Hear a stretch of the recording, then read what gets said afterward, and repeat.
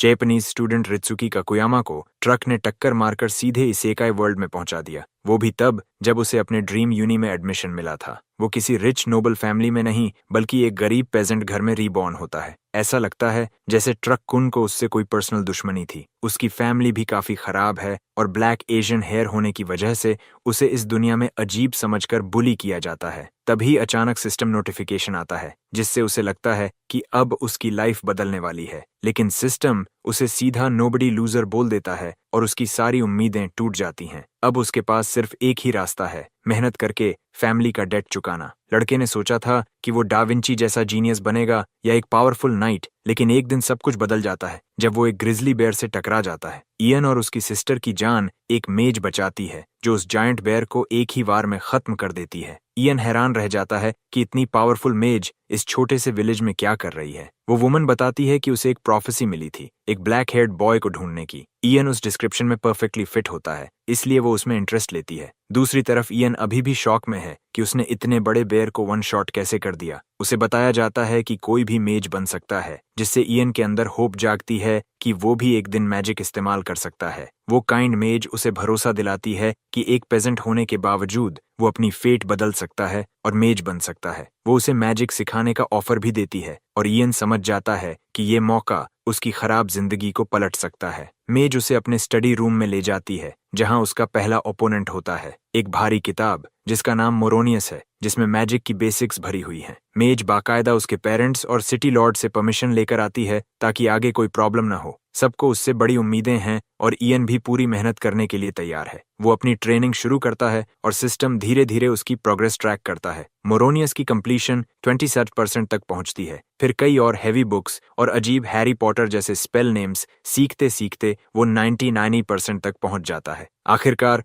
मोरोनियस पूरी तरह कंप्लीट हो जाती है और अब इयन मैजिकल लैंग्वेज को परफेक्टली समझ और इस्तेमाल कर सकता है। पूरे 7 साल बीत जाते हैं उसकी ट्रेनिंग में और हैरानी की बात यह है कि उसकी टीचर बिल्कुल वैसी ही दिखती है जैसे पहले थी। अब वो कहती है कि उसकी प्राइवेट ट्रेनिंग खत्म हो चुकी है और अब अगला स्टेप शुरू होगा। अब इयन के पास सिर्फ एक स्किल है, मैजिकल लैंग्वेज को समझना और उसे मैनिपुलेट करना। अगली सीन में हम खूबसूरत माउंटेन्स और शांत स्काई देखते हैं और उसी के नीचे इयन आसमान से गिरते हुए बुरी तरह पिट रहा होता है। वो अपनी मास्टर से कंप्लेन करता है कि वो बहुत तेज जा रही है, लेकिन साफ दिखता है कि टीचर इस सबको एंजॉय कर रही है। इयन डर से कांप रहा है और कहता है कि उसने पिछले 6 साल में सिर्फ एक लैंग्वेज सीखी है, वो कोई प्रॉपर मेज नहीं है। उसकी टीचर उसे कहती है कि वो आसपास की आवाजों पर ध्यान दे, लेकिन इयन सोचता है कि ये पागलपन है। इतनी ऊंचाई पर कौन सी आवाजें? शुरू में उसे सिर्फ हवा की आवाज सुनाई देती है, लेकिन जब वो ध्यान लगाता है तो उसे कुछ विस्पर्स सुनाई देते हैं, जैसे कोई एंटिटीज उसकी उड़ान देखकर हैरान हो रही हों। इयन सोचता है कि क्या ये मोरोनियस की आवाज है। तभी सिस्टम बताता है कि उसने एक नई स्किल अनलॉक की है, एयर आर्ट, जिससे वो विंड मैजिक को कंट्रोल कर सकता है।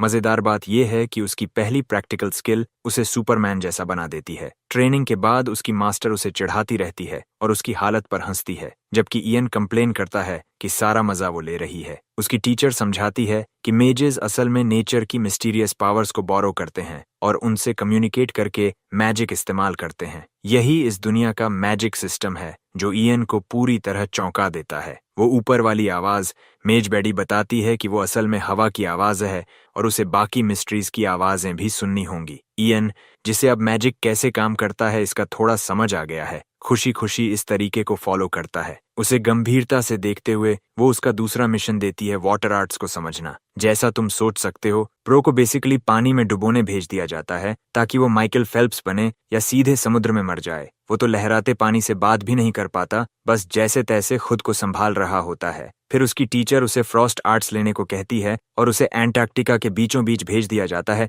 जहां उसके बॉल्स जम रहे होते हैं। इस पॉइंट तक उसकी टीचर काफी होपफुल और उसकी लर्निंग स्पीड से इम्प्रेस्ड है। वहीं दूसरी तरफ हमारा लड़का अपनी एग्जिस्टेंस पर सवाल कर रहा है और मुश्किल से सब मैनेज कर रहा है। बिना टाइम वेस्ट किए ये साइको मेज बैडी अपनी उंगलियां चटकाती है और इयन के सामने हेल की फ्लेम्स पैदा कर देती है। हमारा लड़का समझ जाता है कि अभी अभी जमने के बाद अब ये उसे जलाने वाली है। वो अपनी मास्टर से मर्सी मांगता है, लेकिन हमेशा की तरह फ्लेम्स की आवाज सुनता है जो यंग ह्यूमन में क्यूरियोसिटी जगाती है। फ्लेम्स का पहला सवाल होता है, क्या वो उसे खुशी खुशी जला सकते हैं? और तुम इमेजिन कर सकते हो उसका रिएक्शन, क्योंकि ब्रो लिटरली पक चुका है। अगली सीन में हम केव्स में जाते हैं जहां इयन को अर्थ आर्ट समझनी है, जो अब तक का फाइनल टास्क है। अर्थ की आवाज काफी सूदिंग होती है, कुछ विजडम बोलती रहती है जैसे मास्टर उगे या कुछ ऐसा। हमारा लड़का भी कंफ्यूज हो जाता है और समझ नहीं पाता उसने क्या सुना, जिससे उसे लगता है शायद उसमें अर्थ आर्ट समझने की एबिलिटी ही नहीं है। ब्रो इसे रिलीफ समझकर बाहर निकलने लगता है, तभी सिस्टम एक नोटिफिकेशन देता है कि उसे बोनस में स्किल पॉइंट्स मिले हैं। ये पॉइंट्स उसकी मैजिक प्रोफिशिएंसी बढ़ाने में मदद कर सकते हैं और अभी उसके पास 100 पॉइंट्स हैं। इससे इयन को कंफर्म हो जाता है कि वो इस दुनिया में चीट कर रहा है, क्योंकि ये सब फ्री में नहीं मिल सकता। ऑब्वियसली अर्थ अभी उसका वीक एलिमेंट है, तो वो उसे अपग्रेड करने का फैसला करता है और स्क्रीन पर टैप करता है। जैसे ही वो करता है, स्क्रीन तेज नीली रोशनी से चमक उठती है। तभी अर्थ की आवाज उसे वार्निंग देती है कि नीचे लावा है और अगर वो केयरफुल नहीं रहा तो अर्थक्वेक आ सकता है और लावा सरफेस पर आ सकता है। इयन अब समझ जाता है कि ये आवाज क्या कह रही है। उसका गोल बस यहाँ से निकलना है और अपनी मास्टर को बताना है कि उसने मिस्ट्री की आवाज सुन ली। सबसे पहले इयन फायर को कमांड देता है जलने के लिए, ताकि उसे रास्ता दिख सके। इस बार एक अलग आवाज दर्द में चिल्लाती है और लाइट से नफरत जताती है। इयन उससे बात करने की कोशिश करता है और पूछता है क्या ये भी अर्थ की आवाज है, लेकिन ये एलिमेंट अलग है, वो एलिमेंट नहीं जो उसकी मास्टर ने बताया था, क्योंकि असल में लाइट से नफरत सिर्फ डार्कनेस की आवाज को होती है और यही ये मिस्ट्री है। इयन चौंक जाता है। बाहर उसकी मास्टर अपना स्केड्यूल देख रही होती है और सोचती है कि उसे शायद एक पायरोमैंसर कॉन्फ्रेंस अटेंड करनी पड़ेगी। तभी उसका स्टूडेंट जल्दी से बाहर आता है। वो इयन को फाइनली सक्सीड करने पर कंग्रेचुलेट करती है और वो एक्साइटेड होकर बताता है कि उसने डार्कनेस के शैडोज से कंटैक्ट कर लिया है। ये सुनकर मेज बैडी पूरी तरह शॉक हो जाती है, क्योंकि उसने एक्सपेक्ट नहीं किया था कि वो डार्क से कनेक्ट करेगा। इससे वो सोचने लगती है कि क्या उसने सच में इतनी कावर्डली मिस्ट्री से कांटेक्ट किया है। उसकी साइलेंस से इयन को चिंता होती है। वो उसे बताती है कि अब उन्हें माउंटेन से नीचे उतरना होगा। लड़का खुश हो जाता है और सोचता है अगला एडवेंचर कहाँ होगा, लेकिन लगता है इयन ने उसकी बात गलत समझ ली है, क्योंकि उसकी मास्टर का मतलब कुछ और ही होता है। वो साफ तौर पर कहती है कि अब से वो दोनों ऑफिशियली अलग रास्तों पर जाएंगे। अपनी बाईं तरफ इशारा करते हुए वो उसे क्रोनोलीक जाने को कहती है, जहां वो जल्द ही space time sorcerer conference attend करेगा, क्योंकि अगर उसकी किस्मत में ऐसे आर्ट्स सीखना है तो वहां उसे कोई कॉम्पिटेंट स्पेस टाइम सॉर्सरर भी मिल सकता है। ब्रो पूरी तरह कंफ्यूज्ड हो जाता है, क्योंकि अचानक उसे स्पेस टाइम जैसा नया कॉन्सेप्ट सीखने को कहा जा रहा है। उसकी कंफ्यूजन देखकर वो खुश होती है। एल्ड सोचती है कि ये लड़का नेचुरली मिस्ट्रीज को खोजने की एबिलिटी लेकर पैदा हुआ है और अपने गट फीलिंग से वो जानती है कि वो स्पेस टाइम की पावर भी यूज कर सकेगा। इसी के साथ उनका साथ यहीं खत्म हो जाता है। एल्डिथ एक्साइटेड है उससे 3 साल बाद ड्रनहाइम में मिलने के लिए। अगली सीन में हम उस रीजन में आते हैं जिसके बारे में उसने बताया था। ये टाउन थोड़ा रूरल दिखता है, लेकिन लोग काफी बिजी हैं। इयन उस कॉन्फ्रेंस को ढूंढ रहा है जिसके बारे में उसकी मास्टर ने बताया था। वो अब भी सोचता है कि वो औरत कितनी अनप्रिडिक्टेबल है जो उसे यहाँ भेज दिया। भीड़ में एक आदमी ट्रैवल गाइड जैसा लगता है जो लोगों को नॉर्थ जाने में हेल्प कर रहा है। इयन को याद आता है कि उसकी मास्टर ने कहा था कॉन्फ्रेंस नॉर्थ में होगा, और क्योंकि वो फ्री है ट्रैवल करने के लिए, वो सोचता है कि अभी निकल जाना बेस्ट रहेगा। अगली सीन में कुछ लोग कैंप लगा रहे होते हैं और इयन भी उनके साथ बैठा होता है। उनमें से एक आदमी जिसने उसे पहले बुलाया था मर्चेंट गिल्ड मास्टर लीक होता है। लीक पूछता है क्या ये लड़के का पहली बार नॉर्थ जाना है, और इयन कहता है कि वो बस एक काम की वजह से जा रहा है। ये सुनकर बूढ़ा आदमी कहता है कि शायद उसे ड्रैगन माउंटेन के बारे में कोई आइडिया नहीं है। इयन कंफ्यूज हो जाता है, क्योंकि वहां सपोजिडली डेंजरस ब्लैक ड्रेक्स होते हैं जो बहुत खूबसूरत लेकिन खतरनाक हैं और उन्हें हैंडल करना आसान नहीं। लीक फ्रेंडली बनने की कोशिश करता है और पूछता है कि क्या उसे लड़ना या भागना आता है। इयन इस आदमी से कंफर्टेबल नहीं है, लेकिन कहता है कि वो कॉन्फिडेंट नहीं है। तुरंत ही वो आदमी उसे यूजलेस कह देता है और उसका प्रोफेशन पूछता है। शर्म के साथ इयन बताता है कि वो एक मेज है। ये सुनकर लीक शॉक में आ जाता है और उसे लॉर्ड मेज कहता है। उनकी बात सुनकर एक लड़की का ध्यान उस पर जाता है। वो क्लोक पहने लड़की मुड़कर देखती है क्या हो रहा है। बाकी लोग भी शॉक हो जाते हैं कि ये लड़का मेज है। इयन खुद नहीं समझ पाता कि लोग इतना रिएक्ट क्यों कर रहे हैं, क्योंकि उसके इतना बोलते ही माहौल बदल जाता है। जैसे उसकी एबिलिटीज को रिस्पेक्ट करते हुए लीक तुरंत उसका सबऑर्डिनेट जैसा बिहेव करने लगता है और उसे खाना सर्व करने लगता है। इयन मना करता है, लेकिन वो फिर भी उसके लिए नया बोल लेने चला जाता है। धीरे धीरे लोग उसके मेज होने की बात करने लगते हैं। कुछ लोग डाउट भी करते हैं और कहते हैं कि उसका अपीयरेंस उसे वीक दिखाता है, जैसे उसे कुछ पता ही नहीं। ये हेटर्स उसे अंडर एस्टिमेट करते रहते हैं, जबकि इयन उन्हें इग्नोर करता है। तभी वो लड़की जो पहले इंटरेस्टेड थी उसके पास आती है और धीरे से कहती है कि अगर वो सच में मेज है तो उसे कोई स्पेल यूज करके सबको दिखाना चाहिए कि असली बॉस कौन है। ये अप्रोच थोड़ा एग्रेसिव लगता है, लेकिन इयन समझ नहीं पाता। इसका पॉइंट क्या है? लड़की समझाती है कि मर्सनरीज अक्सर क्वाइट लोगों को वीक समझते हैं, इसलिए अपनी पावर दिखाना जरूरी होता है ताकि लोग डरें और रिस्पेक्ट करें। अगर इयन ऐसा कर देता है तो सबको पता चल जाएगा कि वो टॉप है और मर्सनरीज खुद उसके सबऑर्डिनेट बन जाएंगे और मुश्किल में उसकी रक्षा करेंगे। ये आइडिया इयन के लिए नया है। वो समझता है लड़की क्या कहना चाहती है, लेकिन उसे समझ नहीं आता कि उसे अभी क्या करना चाहिए, क्योंकि सबसे बड़ी बात, ब्रो ने पहले कभी लोगों पर गुस्सा दिखाने का एक्सपीरियंस ही नहीं लिया है। जब ये कॉन्वर्सेशन चल रही होती है तभी खाना सर्व करने वाला आदमी चुपके से इयन के बोल में थूक देता है और उसे पत्ते से ढक देता है। ये बेइज्जती देखकर हमारा लड़का गुस्से से भर जाता है। उसे यकीन नहीं होता कि इस आदमी ने इतनी हिम्मत कैसे की कि उसके खाने में थूक दिया। अचानक जमीन हिलने लगती है, जिससे सर्वर समझ जाता है कि उसने बड़ी गलती कर दी। इयन उसके पास जाता है और स्ट्रॉन्ग प्रेजेंस के साथ पूछता है कि उसने उसकी प्लेट में थूकने की हिम्मत कैसे की। डर के मारे सर्वर कांपने लगता है और तुरंत लॉर्ड मेज से माफी मांगने लगता है, जिससे इयन और गुस्सा हो जाता है। वो कहता है कि उसने प्लेट को पॉलिश करने के लिए ऐसा किया। इयन और भड़क जाता है कि इस आदमी के हिसाब से प्लेट साफ करने का सबसे अच्छा तरीका उसमें थूकना है। वो आदमी आर्ग्यू करता है कि पानी एक्चुअली गंदा होता है, इसलिए वो उससे भी खराब होता। इयन उसकी बात समझ नहीं पाता और उसकी लॉजिक पर सवाल करता है। तब वो आदमी एक्सप्लेन करता है कि पानी में मिट्टी और पैरासाइट्स होते हैं, इसलिए वो प्लेट्स को पानी से नहीं धोता। और यार, ये सबसे बेकार रीजनिंग है, क्योंकि वो सच में मानता है कि उसका थूक ज्यादा साफ है। ये सुनकर इयन अंदर तक हिल जाता है और पूरी रात यही सोचकर परेशान रहता है। वो लिटरली शॉक में जम जाता है, क्योंकि इस मेडिवल दुनिया में हाइजीन नाम की चीज ही नहीं है। फ्रस्ट्रेटेड होकर इयन ठंडे अंदाज में एक स्पेल बोलता है और कैंप फायर से फ्लेम्स को भड़काता है। आग इतनी ऊंची उठती है कि आसपास के लोगों से भी ऊंची हो जाती है, जिससे सब डर जाते हैं और वो लड़की भी शॉक हो जाती है जिसने उसे आइडिया दिया था। अपने स्ट्रॉन्ग टोन में इयन उन्हें आदेश देता है कि तुरंत पानी लाओ और उन्हें डर्टी मेडिवल बास्टर्ड्स कहकर डांटता है। दोनों आदमी डर कर भागते हैं और पानी लाने चले जाते हैं। उन्हें समझ भी नहीं आता कि उन्होंने गलती क्या की। अगली सीन में रात शांत हो जाती है। सब सो चुके होते हैं, लेकिन मर्सनरीज कैथी नाम की लड़की को ढूंढ रहे होते हैं। एक गंदा आदमी उसे अपने लिए चाहता है, क्योंकि उसकी सोच रात के 3 बजे खराब हो रही है। दूर उसे कैथी मिलती है तो वो उसे बुलाता है, लेकिन वो देखता है कि कैथी बेहोश है और कुछ बैंडिट्स उसे उठा ले गए हैं। मर्सनरीज उन पर चिल्लाते हैं, लेकिन उनका माचो एक्ट फेल हो जाता है जब एक आदमी को एरो लगकर वो मर जाता है। बाकी मर्सनरीज गुस्से में लड़ने दौड़ पड़ते हैं। उनका लीडर उन्हें छोटे कीड़ों की तरह ट्रीट करता है। तभी कैथी होश में आती है और उस आदमी की पीठ काटने लगती है जिसने उसे पकड़ा था। वो आदमी उसे नीचे फेंक देता है, क्योंकि वो रिस्क नहीं ले सकता। कैथी भागने की कोशिश करती है और लीडर अपने लोगों को उसे पकड़ने का आदेश देता है। इस बीच हमारा लड़का अपने टेंट में सो रहा होता है और वही डिस्गस्टिंग यादें सोच रहा होता है कि लोग यहाँ थूक से सफाई करते हैं। तभी बाहर का शोर उसे जगा देता है। एक मिस्टीरियस आवाज उसे उठने को कहती है। वो आसपास की ऑरा महसूस करता है और मर्सनरीज की आवाजें सुनता है जो उसकी तरफ दौड़ रहे हैं। लीक सबसे पहले आता है और लॉर्ड मेज को बताता है कि वो बड़ी मुसीबत में है। अगली सीन में इयन फाइट एरिया में पहुंचता है, जहां मर्सनरीज बैंडिट से लड़ रहे होते हैं। उनका लीडर सबसे ताकतवर है और आसानी से उन्हें काट रहा है। वो अपने लोगों को आदेश देता है कि बिना दया के सबको मार दो और मिसिंग लड़की को ढूंढो। कैथी पास के पेड़ के पीछे छुपी होती है और डर के मारे कांप रही होती है। तभी एक आदमी उसे ढूंढ लेता है और उसकी सबसे बड़ी डर वाली बात सच हो जाती है।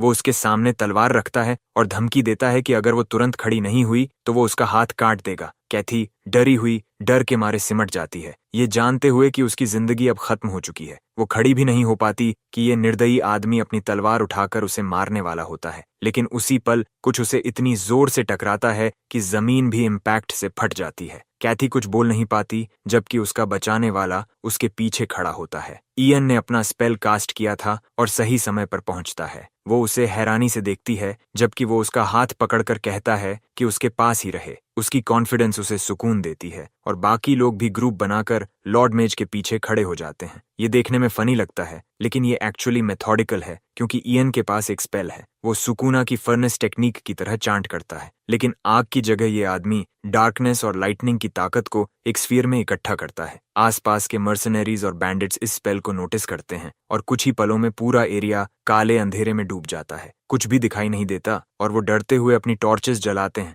लेकिन उस थोड़ी सी रोशनी के अलावा कुछ भी नजर नहीं आता। ये लोग अंधेरे में एक दूसरे से टकराने लगते हैं जैसे बिजली चली गई हो, लेकिन जब वो स्ट्रगल कर रहे होते हैं, इयन की ट्रेन फॉर्मेशन उसके ग्रुप की मदद करती है। वो कॉन्फिडेंस के साथ आगे बढ़ता है, जबकि बाकी लोग उसके पीछे चलते हैं और इस टेक्निक का यूज करके उसे लगता है कि वो आसानी से निकल जाएंगे। जो करंट स्किल वो यूज कर रहा है वो शैडो आर्ट्स में से एक है जो उसके डार्क विजन एट्रीब्यूट के साथ मिलकर उसे अंधेरे में देखने देता है। लेकिन बैड कॉन्फिडेंस की वजह से प्रॉब्लम भी हो जाती है क्योंकि अटैकर्स में से एक लीक से टकरा जाता है जिससे ट्रबल हो जाता है। ये बुरा है क्योंकि वो आदमी तुरंत अपनी तलवार उठाकर उन्हें काटने की कोशिश करता है। आगे खड़ा लीक डर से कांप रहा होता है और अपनी जान की भीख मांगता है। वो एक हेल्पलेस बूढ़ा आदमी है, इसलिए ईएन को तुरंत फायर बर्न इनकेंटेशन यूज करना पड़ता है। याद है जब उसने पहले इसे सिर्फ टॉर्च जलाने के लिए यूज किया था? इस बार वो उसी टॉर्च को इस्तेमाल करके उस आदमी के चेहरे को आग में जला देता है, उसे जिंदा जला देता है। जलकर वो आदमी जमीन पर गिर जाता है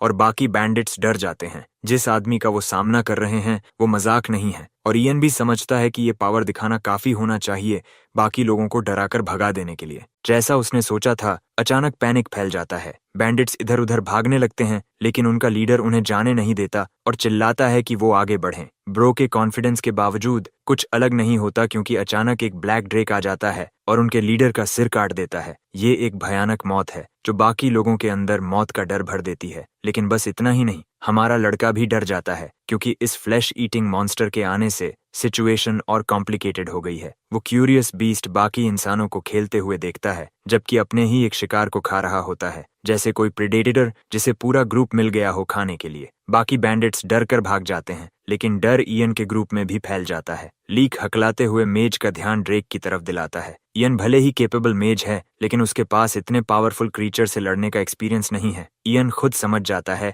कि वो पूरी तरह डिस्ट्रक्शन की तरफ जा रहे हैं। तभी सिस्टम बताता है कि वो प्राइमोर्डियल मिस्ट्री का सामना कर रहे हैं। इससे उसे ऑटोमेटिकली एक नया स्किल मिलता है जिसका नाम समनिंग है, जो ईएन को दूसरी लाइफ फॉर्म्स को बुलाने और उनसे बात करने देता है। ये एबिलिटी यूजफुल लगती है इस मॉन्स्टर के खिलाफ, लेकिन इससे हमारा लड़का सोच में पड़ जाता है कि क्या ये बीस्ट भी बाकी मिस्ट्रीज जैसा ही है जिनसे वो पहले मिल चुका है। वो सब अलग एलिमेंट्स थे लेकिन अगर वो इस क्रीचर से कम्युनिकेट कर सके तो शायद वो बच सकते हैं। अपनी हेजिटेशन के बावजूद ईएन रिस्क लेता है और ड्रेक को आवाज देता है जो उसे घूरता है और उसके मुंह से खून टपक रहा होता है। लीक और बाकी लोग सच में सोचते हैं कि अब वो सीधे नर्क जाने वाले हैं। ईएन के प्रोटेक्शन के बावजूद जब वो मेज उस बीस्ट को घूरता रहता है और वो क्रीचर उसे डराने के लिए गुर्राता है, ईएन अपनी थोड़ी कॉन्फिडेंस जुटाकर कम्युनिकेशन जारी रखता है क्योंकि अब तक किसी भी मिस्ट्री ने उसके एफर्ट्स को बिट्रे नहीं किया था। वो अपना इंट्रोडक्शन देता है लेकिन सबसे ज्यादा कॉर्नी तरीके में, ये कहते हुए कि वो ड्रेक का दोस्त है। हाँ, लगता है ब्रो ने नारुतो से टॉक नो जुत्सु भी सीख लिया है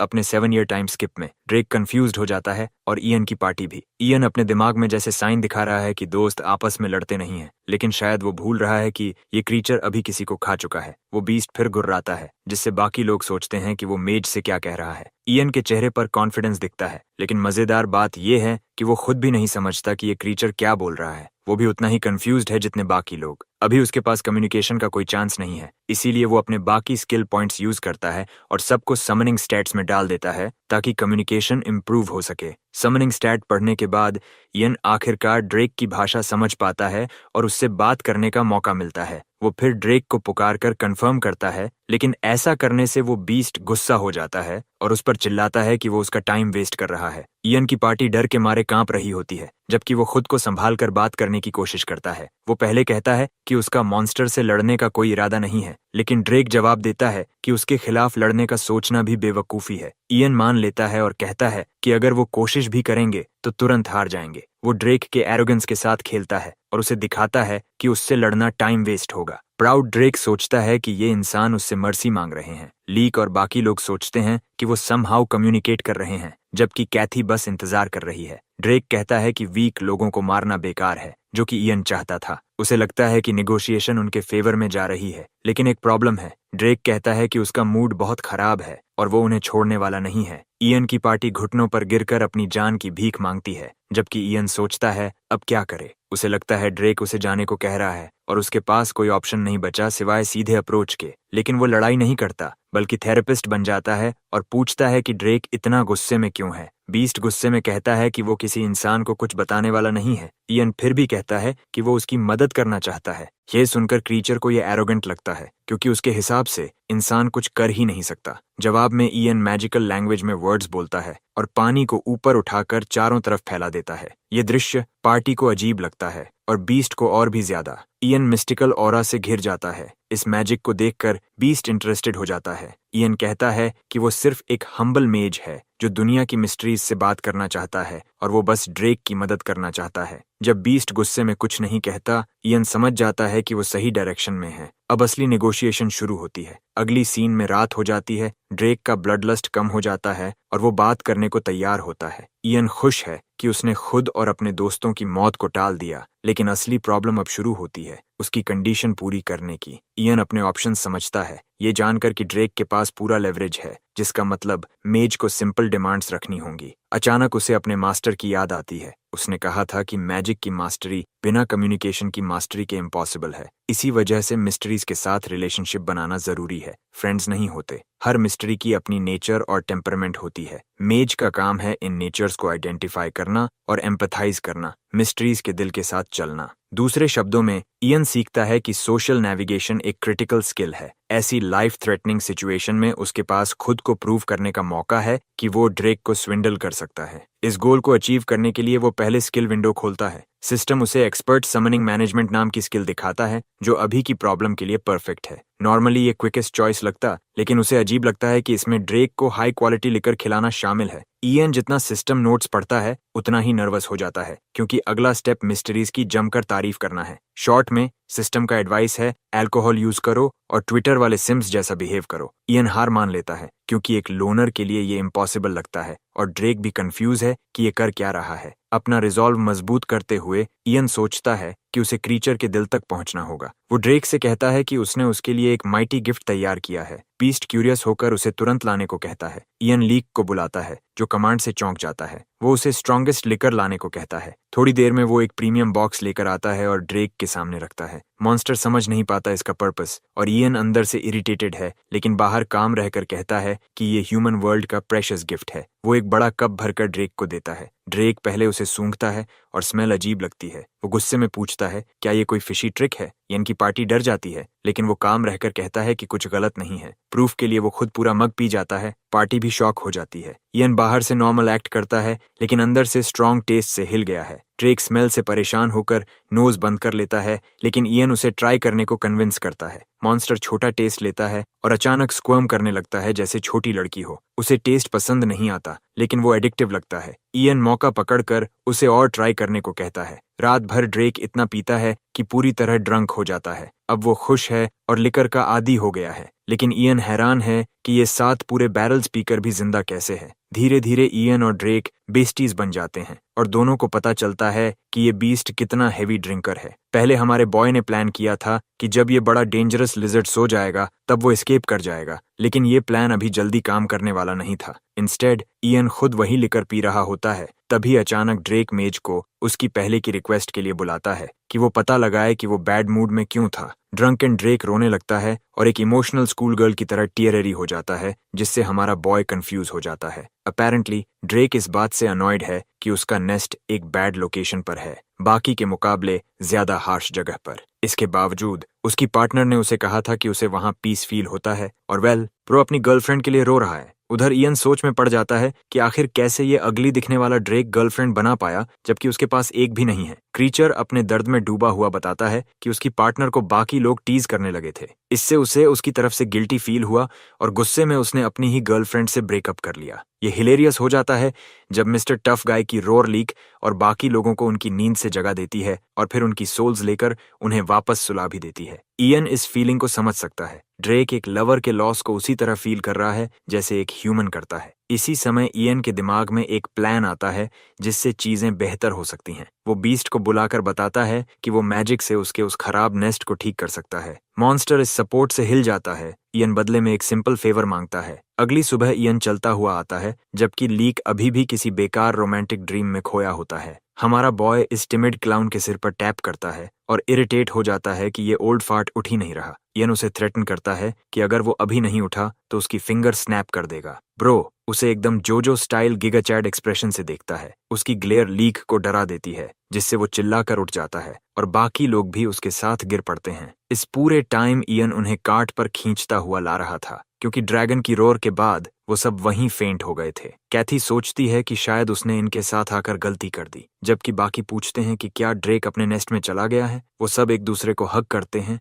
डरते हुए कि मॉन्स्टर कभी भी बाहर आकर उन्हें मार सकता है। इयन उन्हें अश्योर करता है कि ड्रैगन अपने नेस्ट में है और उसके आने का इंतजार कर रहा है। वो पहले ही क्रीचर के साथ डील कर चुका है ताकि उसके दोस्तों की जान बच सके। ये सुनते ही ये क्लाउन्स अचानक उसके नंबर 1 फैंस बन जाते हैं और इयन सोचता है कि शायद उसे इन्हें मरने के लिए छोड़ देना चाहिए था। पहले उसने मॉन्स्टर से कहा था कि वो उसका नेस्ट ठीक करेगा बदले में इन लोगों की जान के लिए। ये सुनकर लीक और बाकी लोग ब्रिलियंट आर्च मेज का नाम जपने लगते हैं। हमारा बॉय समझ नहीं पाता कि ये सब कहाँ से आ रहा है, क्योंकि ये लोग सोच रहे हैं कि मेज ने उस बिग बैड ड्रैगन को हराया है और उसे डांटने के बाद उसे उसके नेस्ट में वापस भेज दिया और उसे अपनी मर्सी के सामने सरेंडर करा दिया। ये लूजर्स खुशी से भर जाते हैं और चाहते हैं कि वो इस आदमी की जिंदगी भर सेवा करें। इयन बस इरिटेट होता है और उन्हें ऑर्डर देता है कि उसके वापस आने तक तैयार रहें और उसे छोड़कर ना जाएं। वो अग्री करते हैं और कहते हैं कि वो सब एक हैं। इसके बाद लीक उन्हें कहता है कि वो अपने मर्सनरीज की काउंट चेक करें। कैथी ये नोटिस करती है और अपने आसपास को ऑब्जर्व कर रही होती है। अब सीन कट होता है जहां ड्रैगन हमारे बॉय को उसके नेस्ट तक ले जाता है। ये एक रॉकी सा एरिया होता है। इयन शॉक एक्सप्रेस करता है जिससे ड्रैगन उस पर जंप करता है जैसे ये अनसॉल्वेबल हो। हमारा बॉय क्लैरिफाई करता है कि ये अनफिक्सेबल नहीं है, बस वो स्लीपी है और उसकी स्टेमिना बहुत लो है। इयन जल्दी से काम खत्म करना चाहता है ताकि बाद में प्रॉब्लम ना हो। उसका ऑब्जेक्टिव है कि प्रोट्रूडिंग रॉक्स को पुश करके यहाँ ज्यादा स्पेस बनाई जाए। खुद को फोकस करके वो काल्म अर्थ से कम्युनिकेट करता है जो उसे जवाब देती है। इयन एक फेवर मांगता है लेकिन अर्थ तुरंत मना कर देती है, कहती है कि वो बिजी है। ब्रो समझ जाता है कि ये चीज उससे बिल्कुल खुश नहीं है। जब एंग्शियस ड्रैगन तुरंत अपडेट चाहता है तब मेज समझाता है कि अर्थ तो उसकी बात सुन ही नहीं रही, इसलिए वो फिर से ट्राई करेगा जब उसका मूड बेटर होगा। उसे ये भी समझ है कि अगर वो दूसरी बार रिक्वेस्ट करेगा तो अर्थ और ज्यादा गुस्सा हो सकती है। ड्रैगन आर्ग्यू करता है कि अगर ऐसा है तो कुछ किया नहीं जा सकता, लेकिन गुस्सा होने की जगह ड्रैगन एक्चुअली इयन को थैंक्स करता है कि उसने उसके जैसे मिजरेबल क्रीचर के लिए कोशिश की। हमारा बॉय भी इमोशनल हो जाता है। तभी ड्रैगन उससे उसका नाम पूछता है। इयन अपना इंट्रोडक्शन देता है। बीस्ट भी अपना नाम बताता है, लॉन्ग टेल। वो चाहता है कि दोनों दोस्त बने, तो हमारा बॉय उसका पॉ पकड़ता है और एक नया बॉन्ड बन जाता है जिससे इस बीस्ट की समनिंग रिक्वायरमेंट कंफर्म हो जाती है। सिस्टम उसे अश्योर करता है कि वो इस मॉन्स्टर को कभी भी यूज कर सकता है, लेकिन फिर भी उसे बुरा लगता है कि वो अपने फ्रेंड के लिए कुछ नहीं कर पाया। बीस्ट ह्यूमन को बुलाता है और कहता है कि कम से कम उनकी फ्रेंडशिप सेलिब्रेट करनी चाहिए। इसके लिए वो जितना गोल्ड चाहे उतना देने को तैयार है। ये क्रेजी है कि उसके पास इतने जूल्स हैं और वो सब एक इंसान को देने को रेडी है। इयन एक जूल इंस्पेक्ट करता है और सोचता है कि काश अर्थ उसे चांस देती तो सब अलग होता। तभी जूल को ध्यान से देखते ही उसे अचानक शॉक लगता है। वो लॉन्ग टेल से पूछता है कि क्या वो फ्लोर पर कुछ स्क्रिबल कर सकता है। बीस्ट कंफ्यूज होकर उसे अलाउ कर देता है। कुछ ही देर में इयन एक ब्यूटीफुल मैजिक सर्कल कार्व करता है जिसमें जूल उसका हार्ट बनता है। ये वही मेथड है जो उसके मास्टर ने सिखाया था मिस्ट्री को कन्विंस करने के लिए मैजिक सर्कल्स का यूज। लॉन्ग टेल को समझ नहीं आता कि मेज क्या कर रहा है, लेकिन हमारा बॉय उसे अश्योर करता है कि सब अच्छा होगा। इस बार वो अर्थ को फिर से बुलाता है और उसे रॉक्स हटाने और वॉल स्मूथ करने के लिए कहता है। इंटरेस्टिंगली सर्कल पर रखा जूल ब्राइट लाइट से रिएक्ट करता है और वॉल सच में मूव होने लगती हैं मेज की इच्छा के अनुसार। लॉन्ग टेल उस लाइट से ब्लाइंड हो जाता है, लेकिन जब वो दोबारा अपने नेस्ट को देखता है तो वो एक डिवाइन मास्टरपीस बन चुका होता है। इयन कहता है कि ये उसकी तरफ से फ्रेंडशिप रिटर्न गिफ्ट है। ड्रैगन इमोशनल होकर ऑलमोस्ट रोने लगता है। उसका लेयर अब अमेजिंग स्मेल के साथ शानदार बन चुका है। लॉन्ग टेल पूछता है कि क्या ये मैजिक की ब्यूटी है और ह्यूमन का हाथ पकड़ लेता है। अब वो अपनी गर्लफ्रेंड को ये नया लेयर दिखाने में शर्म नहीं करेगा और फ्यूचर में उनके बच्चे भी सेफ फील करेंगे। इयन ने ये एक्स्ट्रा इन्फॉर्मेशन नहीं मांगी थी, लेकिन वो हेल्प करके खुश है। तभी उसकी टेक्निक का रिवर्स इफेक्ट उस पर पड़ता है। उसका बॉडी कांपता है, उसे तेज हेडेक होता है और समझने से पहले ही वो नोज ब्लीड के साथ फेंट हो जाता है। मतलब उसने इस टेक्निक में अपना ब्रेन फ्राई कर लिया और उसके पास गोजो सटोरू जैसी रिवर्स्ड कर्स टेक्निक भी नहीं है। ड्रैगन पैनिक होकर अपने दोस्त को संभालता है जो हेवी ब्रेथ्स ले रहा है। बीस्ट को समझ नहीं आता क्या करे। तभी कैथी अपने दोस्त के लिए चिल्लाते हुए दौड़ती है। ड्रैगन कंफ्यूज हो जाता है जबकि कैथी डर से कांप रही होती है। सोचती है कि वो उसे खा जाएगा। वो वहीं रुक जाती है जबकि ड्रैगन उसे डेथ ग्लेयर देता है, उसे एनिमी समझकर। कैथी धीरे से काम होकर कहती है कि वो बात करने आई है और वही साइंस रिपीट करती है जो हमारे बॉय ने पहले किए थे, ये दिखाने के लिए कि वो फ्रेंड है। काफी मुश्किल के बाद बीस्ट उसकी बात समझ जाता है। दोनों इयन को देखते हैं जो अभी भी बहुत खराब हालत में है और मुश्किल से सांस ले रहा है। रात होने तक हमारा बॉय खुले आसमान के नीचे लाया जाता है। जब वो होश में आता है तो इंस्टिंक्टिवली अपना फोन पकड़ने की कोशिश करता है जैसे वो अभी भी अर्थ पर हो। लेकिन फनी पुरानी बात यह होती है कि फ़ोन की जगह वो इस लड़की का हाथ पकड़ लेता है और हैरान होकर पूछता है कि उसका फ़ोन इतना सॉफ्ट कैसे हो गया या गमी में कैसे बदल गया। वो स्क्विशी सॉफ्ट सेंसेशन बिल्कुल भी समझ नहीं आता जब तक कैथी खुद उससे पूछती नहीं कि क्या वो जाग गया है, क्योंकि ब्रो अभी कुछ बहुत ही सस कर रहा होता है। इयन घबरा जाता है और शर्माते हुए उसकी लैब से कूद जाता है, कंफ्यूज्ड कि वो यहाँ क्या कर रही है। पहले उसे लगता है कि वो खुद सपना देख रहा है, लेकिन कैथी समझाती है कि वो उसका ध्यान रख रही थी जब वो गिरकर अपना सिर मार बैठा था। उसका सिर अभी भी रिंगिंग हेडेक से परेशान है और कैथी उसे रेस्ट करने की सलाह देती है। इयन धीरे धीरे समझ पाता है कि वो सच में कोलैप्स हो गया था और रात भर उसने कुछ एवोल्यूशंस फोर्स किए बिना खुद को अडेप्ट किए। कैथी उसे कंफ्यूज्ड होकर देखती है जबकि वो सोच रहा होता है कि क्या उसने सब सुन लिया। ब्रो इतना एम्बेरेस्ड हो जाता है कि अपना चेहरा छुपा लेता है। फिर लॉन्ग टेल का सवाल आता है, लेकिन वो ओवरग्रोन लिजर्ड जा चुका होता है, जिससे हमारा बॉय सोचता है कि शायद वो अपनी गर्ल के पास गया होगा। वो कैथी से माफी मांगता है कि उसने उसे ट्रबल दिया और पूछता है कि वो लॉन्ग टेल के गार्ड के बावजूद यहाँ कैसे आई। कैथी बताती है कि उसने समहाउ कम्युनिकेट कर लिया कि वो दोस्त हैं। ब्रो को ये बिलीव करना मुश्किल लगता है और सोचता है कि क्या उसने मेज लैंग्वेज यूज की। वो अभी भी स्लीपी है और उसके पास सारे आंसर्स नहीं है। कैथी बताती है कि वो खुद उसकी पीछे आई थी, रिस्क्स जानते हुए भी, क्योंकि उसे मेज से कुछ पूछना था। सबसे पहले कैथी को गिल्ट है कि कल रात जो अटैक हुआ उसके लिए वो रिस्पॉन्सिबल है। इयन ये सुनकर सरप्राइज्ड हो जाता है और वो तुरंत माफी मांगती है कि उसने सबको डेंजर में डाल दिया। हमारा बॉय समझ जाता है कि सिचुएशन बहुत जल्दी हैवी हो गई थी, जिससे उसे समझ आता है कि वो इतनी डर क्यों रही थी। इयन गेस करता है कि उसका बैंडिट से कोई पर्सनल इश्यू होगा, लेकिन कैथी इस सजेशन से ऑफेंड हो जाती है। ब्रो तो ये तक कह देता है कि उसका फेस बैंडिट जैसा लगता है, लेकिन कैथी वनरेबल होकर एक बड़ा सीक्रेट रिवील करती है। इयन सोचता है कि ये कोई चीजी ट्विस्ट होगा, जैसे वो किसी किंगडम की प्रिंसेस निकले, लेकिन असल में वो बताती है कि उसका असली नाम लूसी ऑफ द टेरियन फैमिली है और वो एक नोबल है। बैंडिट्स उसके फियांसे की तरफ से भेजे गए थे। इयन सोचता है कि ये कोई टिपिकल लवर क्वारल होगा, लेकिन कैथी उसकी इस सोच से अपसेट हो जाती है और बताती है कि वो अपने फियांसे के कंट्रोल से दूर भागना चाहती थी, लेकिन कल की घटनाओं के बाद उसने कॉन्फिडेंस खो दिया। वो उसका हाथ पकड़कर उससे हेल्प मांगती है कि वो उसे एस्केप करने में मदद करे। इयन थोड़ा ओवरवेल्म्ड हो जाता है और पूछता है कि वो आखिर किससे भाग रही है और क्या सिचुएशन इतनी खराब है।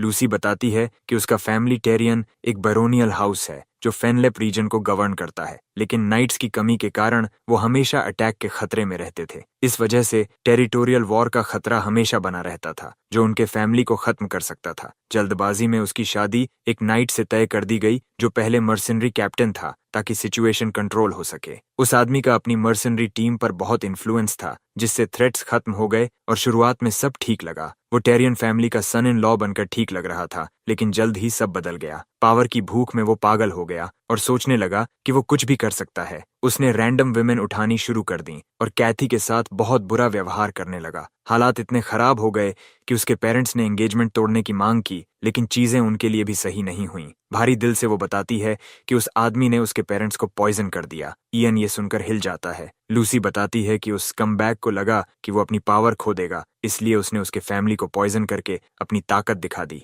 हमारा बॉय भी मानता है कि वो आदमी बहुत बड़ा कमीना है। लूसी कहती है कि वो आदमी हमेशा एक कॉमनर ही रहेगा, इसलिए वो जबरदस्ती उसके फैमिली का नाम और रैंक हासिल करना चाहता है। वो सिर्फ एक सर्वेंट की मदद से भाग पाई थी, उस आदमी से शादी करने से इनकार करते हुए, लेकिन उसे पता है कि वो उसके पीछे आता ही रहेगा, एक हेल्पलेस लड़की के रूप में जिसके पास जाने के लिए कोई नहीं है। उसकी बस यही विश है कि इयन उसे सेफ्टी तक पहुंचने और उससे बचने में मदद करे। मेज उसकी सिचुएशन को बहुत अच्छे से समझता है। हमारा बॉय महसूस कर सकता है कि वो आदमी कितना वायलेंट है, जो इतनी हद तक जा सकता है कि अपनी ही फियांसे को किडनैप करने को तैयार है। ये मामला काफी कॉम्प्लिकेटेड है और भले ही उसे मिडिवल सिस्टम का ज्यादा पता नहीं, फिर भी वो उससे एम्पैथाइज कर सकता है। लूसी उससे बार बार रिक्वेस्ट करती है, अपने फैमिली की तरफ से प्लीड करती है और कुछ भी रिवॉर्ड देने को तैयार है। फिर भी इयन के मन में एक सवाल आता है, क्यों वो भी उसे बिट्रे कर सकता है। लूसी तुरंत जवाब देती है कि उसके पास कोई और ऑप्शन नहीं है, क्योंकि उस आदमी से बुरा कुछ नहीं हो सकता। वो अपनी फ्रीडम के बदले उसे सब कुछ देने को तैयार है, यहाँ तक कि वो उसे नोबल बनाने के लिए टीरियन फैमिली का हिस्सा बनाने तक को तैयार है।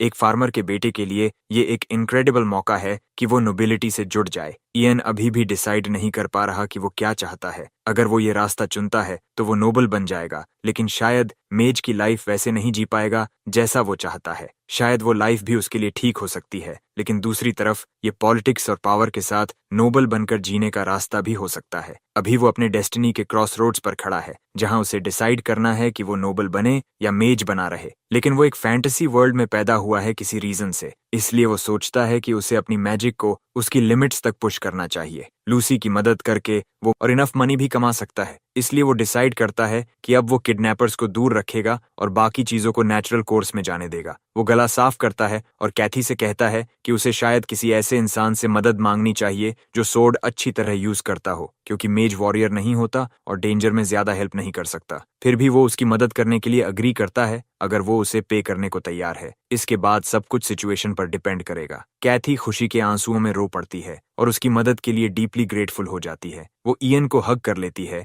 और इयन सिंपैथी के साथ उसे रोने देता है। उधर ड्रेक आराम से सन बाथ कर रहा होता है जब इयन और कैथी उसकी केव से बाहर आते हैं। ड्रेक अपने दोस्त को देखकर खुश हो जाता है और कहता है कि वो अच्छा लग रहा है। इयन बताता है कि उन्हें माउंटेन से नीचे जाना है क्योंकि सब लोग उनका इंतजार कर रहे हैं। ड्रेक कहता है कि वो दोनों उसकी बैक पर चढ़ जाएं और वो उन्हें खुद वहां ले जाएगा। इयन बिना सोचे उस पर चढ़ जाता है, लेकिन कैथी थोड़ी नर्वस होती है। ड्रेक उसे इयन की गर्लफ्रेंड कहकर चढ़ने को कहता है, लेकिन कैथी गलत समझ लेती है और शर्म से कांपने लगती है। इयन तुरंत क्लैरिफाई करता है कि ऐसा कुछ नहीं है। ड्रेक फिर भी कन्विंस्ड नहीं होता क्योंकि उसे वो दोनों क्यूट कपल लगते हैं। कैथी कंफ्यूज रहती है, लेकिन इयन उसे काम करके अपने पीछे चढ़ने को कहता है। उस मोमेंट में इयन उसे एक हीरो जैसा लगता है, जिससे वो फाइनली उस पर ट्रस्ट कर लेती है। वो ड्रेक पर चढ़कर इयन को कसकर पकड़ लेती है। उसी समय नीचे मर्चेंट्स लीग के साथ आर्ग्यू कर रहे होते हैं। वो लीग से बात कर रहे होते हैं। कुछ मर्चेंट्स जोर देते हैं कि उन्हें तुरंत अपना सामान पैक करके निकल जाना चाहिए, क्योंकि उनका मानना है कि ड्रैगन अब तक इयन को मार चुका होगा और यहाँ रुकना सिर्फ खतरा बढ़ाएगा।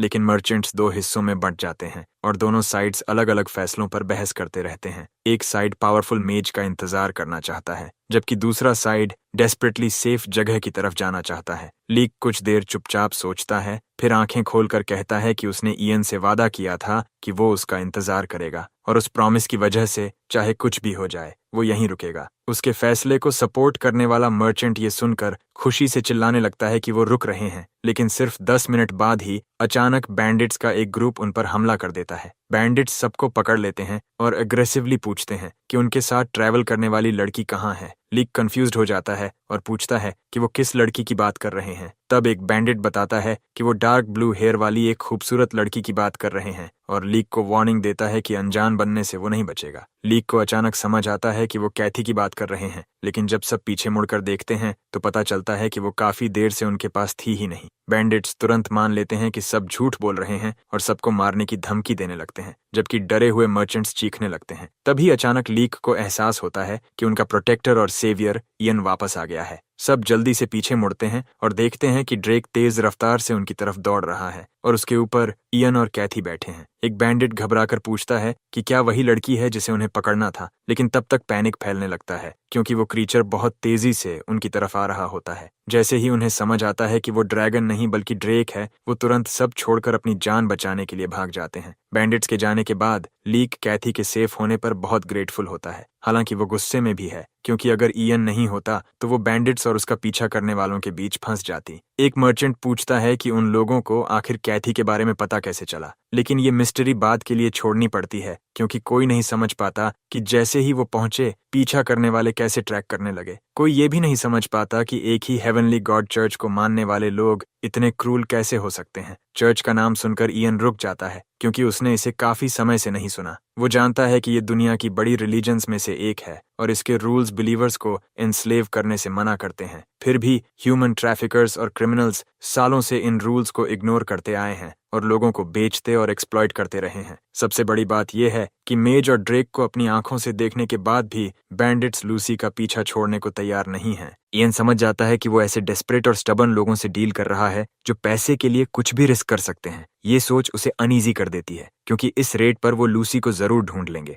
ये पॉसिबिलिटी उसे डराती है क्योंकि वो जानता है कि वो एक साथ इतने एनिमीज को हैंडल नहीं कर सकता। इसलिए वो ड्रेक से एक फेवर मांगता है और ड्रेक बिना सोचे तुरंत मान जाता है। इयन उससे कहता है कि वो उन लोगों को भगा दे और जरूरत पड़े तो उन्हें मार भी दे। ये सुनते ही ड्रेक की आंखों में शरारती चमक आ जाती है क्योंकि वो अपने नए दोस्त के लिए कुछ भी करने को तैयार है। वो बिना समय गंवाए तुरंत निकल पड़ता है। इयन जानता है कि लोगों को मारना गलत है, लेकिन ये मिडीवल फैंटेसी वर्ल्ड है जहां मारना और मारा जाना रोजमर्रा की बात है। अगर उसे इस दुनिया में सरवाइव करना है तो उसे खुद को इसके हिसाब से ढालना होगा। अचानक उसका सिर फिर घूमने लगता है क्योंकि उसने फिर से मोरनस लैंग्वेज का ज्यादा इस्तेमाल कर लिया होता है। कैथी तुरंत उसके पास दौड़ती है और उसे पकड़ लेती है ताकि वो गिर न जाए और उसे कहती है कि वो खुद पर इतना जोर न डाले। लीक इस सीन को तुरंत नोटिस करता है और उसकी आंखें शरारत से चमक उठती हैं जब वो उन्हें टीज करना शुरू करता है और पूछता है कि क्या वो डेटिंग कर रहे हैं। इयन और कैथी दोनों इस आइडिया पर पूरी तरह हॉरर से रिएक्ट करते हैं, जिससे लीक और भी ज्यादा ग्रिन करने लगता है। इसके तुरंत बाद वो फिर से अपनी जर्नी जारी रखते हैं और रास्ते में इयन को बार बार नोटिफिकेशंस मिलते हैं जो उसे बताते हैं कि ड्रेक ने एक और ह्यूमन को एलिमिनेट कर दिया है। आखिर में उसे टोटल 11 अलग अलग नोटिफिकेशंस मिलते हैं। वो खुद से मानता है कि ये सरप्राइजिंगली कन्वीनियंट है कि मैजिक ऑटोमेटिकली उसे रिपोर्ट करता है। हालांकि उसे फ्रस्ट्रेशन होती है कि वो सबके सामने ड्रेक को ओपनली समन नहीं कर सकता। अचानक ड्रेक टेलीपैथी के जरिए उससे कांटेक्ट करता है और प्राउडली अनाउंस करता है कि उसने हर सस्पिशियस पर्सन को भगा दिया है जिसे वो ढूंढ सकता था। इयन उसे सिंसियरली धन्यवाद देता है कि उसने उनकी रक्षा की, लेकिन ड्रेक बस रिप्लाई करता है कि उसने वही किया जो उसके फ्रेंड को खुश करेगा। फिर ड्रेक पूछता है कि क्या इयन सच में जा रहा है, क्योंकि उसे गुड बाय कहना पसंद नहीं है। हालांकि वो मानता है कि ये अभी के लिए फेयरवेल है। इयन समझता है कि ड्रेक माउंटेन रेंज छोड़ नहीं सकता और ये रियलाइजेशन उसे उदास कर देता है क्योंकि इसका मतलब है कि वो लंबे समय तक एक दूसरे को नहीं देख पाएंगे। ड्रेक उसे एक बार फिर हर चीज के लिए धन्यवाद देता है, लेकिन अपनी बात खत्म करने से पहले वो अचानक फीनिक्स के मिस्ट्री का जिक्र करता है। नेचुरली इयन तुरंत इंटरेस्टेड हो जाता है। आखिरकार वो रिवरविल पहुंचते हैं और इयन लगातार ड्रेक के फीनिक्स वाले शब्दों के बारे में सोचता रहता है। रूमर्स क्लेम करते हैं कि नॉर्दर्न माउंटेन्स में कहीं एक आइस फीनिक्स रहता है और इयन को उसे खुद देखने की तीव्र इच्छा महसूस होती है। लेजेंड के अनुसार फीनिक्स एक ऐसा क्रीचर है जो डेथ के बाद भी कभी ट्रूली डिसअपियर नहीं होता और हर एट्रीब्यूट जैसे फायर, आइस, विंड और इवन स्टोन में चेंज होने की एबिलिटी रखता है। इसे एक ऐसे मॉन्स्टर के रूप में जाना जाता है जिसकी अडेप्टेबिलिटी एक्स्ट्रॉर्डिनरी होती है और जो किसी भी एनवायरनमेंट में खुद को ढाल सकता है। और इयन चुपचाप सोचता है कि क्या किसी तरह ऐसा क्रीचर क्रिएट करना पॉसिबल हो सकता है। जैसे ही वो गेट्स तक पहुंचते हैं, लीक और मर्चेंट्स अनाउंस करते हैं कि वो विलेज के लॉर्ड से मिलने वाले हैं और इयन और कैथी से पूछते हैं कि क्या वो उनके साथ जाना चाहेंगे। इयन तुरंत डिसाइड करता है कि वो नहीं जाएगा, क्योंकि अगर लूसी सेफली एस्केप करना चाहती है तो पावरफुल नोबल्स और हाई रैंकिंग ऑफिशियल्स से दूर रहना सबसे स्मार्ट ऑप्शन है। इस वजह से वो कहता है कि वो दोनों एक इन में रेस्ट करने वाले हैं और फिर अपनी ट्रैवल्स जारी रखेंगे। तुरंत ही मर्चेंट्स फिर से इयन और कैथी को टीज करने लगते हैं और इस बार कैथी खुशी खुशी साथ देती है, ये क्लेम करते हुए कि वो भी एग्जॉस्टेड है। वो इयन से ऐसे चिपक जाती है कि लीक फिर से उन्हें कपल मानने लगता है और एक्साइटमेंट में ऑलमोस्ट ब्लश कर देता है। मर्चेंट से अलग होने के बाद कैथी एडमिट करती है कि इयन के साथ होने का प्रिटेंड करना चीजों को काफी आसान बना देता है, क्योंकि इससे अनोइंग लोग उसे परेशान नहीं करते। हालांकि इयन इस अरेंजमेंट को लेकर कम उत्साहित है। फिर वो पूछता है कि वो कॉमनर्स के साथ इतना पोलाइटली बिहेव क्यों करती है जबकि वो खुद सिर्फ एक फार्मर का बेटा है। कैथी ऑनेस्टली रिप्लाई करती है कि वो अब उसे एडमायर करती है और उसे पोरली ट्रीट करने का कोई रीजन नहीं देखती। इयन उसकी बातों के बारे में कुछ देर सोचता है और रियलाइज करता है कि वो भी चाहे कुछ भी हो अप्रोचेबल और काइंड रहना चाहता है। वहीं कैथी चुपचाप इयन की नेचुरल पोलाइटनेस को एडमायर करती है और चाहती है कि वो भी उसके जैसी बन सके। इयन फिर पूछता है कि आगे उसका प्लान क्या है और कैथी एक्सप्लेन करती है कि वो काउंटिना को ढूंढने वाली है। वो बताती है कि काउंट उसके मदर की साइड से अंकल है और उसे विश्वास है कि अगर वो सब कुछ एक्सप्लेन करेगी तो वो उसकी मदद जरूर करेगा। इयन तुरंत पूछता है कि क्या वो दोनों क्लोज थे और कैथी एडमिट करती है कि वो एग्जैक्टली डिस्टेंट भी नहीं थे। फिर भी इयन सस्पिशियस फील करता है और पॉइंट करता है कि उसे ऐसे अंकल पर ब्लाइंडली ट्रस्ट नहीं करना चाहिए जो अपनी ही सिस्टर के ज्यादा क्लोज नहीं था। कैथी तुरंत ऑफेंड हो जाती है और डिमांड करती है कि इयन उसके अंकल पर शक कैसे कर सकता है, इंसिस्ट करते हुए कि इस दुनिया में ऐसा कुछ नहीं है जो वो उसके लिए न करे। इयन आखिरकार मान जाता है और डिसाइड करता है कि अगर वो उस पर इतना ट्रस्ट करती है तो शायद वो सही ही है। जैसे ही वो अग्री करता है, कैथी अचानक फिर टीजिंग मूड में आ जाती है और मजाक में कहती है कि अगर इयन जैसा इंप्रेसिव मेज उसे प्रपोज करे तो वो खुशी खुशी उससे शादी कर लेगी और उसकी वाइफ बनकर काउंट के पास जाएगी। इयन तुरंत इस आइडिया को रिजेक्ट कर देता है और उसे याद दिलाता है कि उनका अग्रीमेंट वहीं खत्म हो जाएगा जब वो सेफली काउंट तक पहुंच जाएंगे। कैथी पाउट करती है और उसे क्रूअल कहती है कि उसने एक नोबल वुमन को रिजेक्ट कर दिया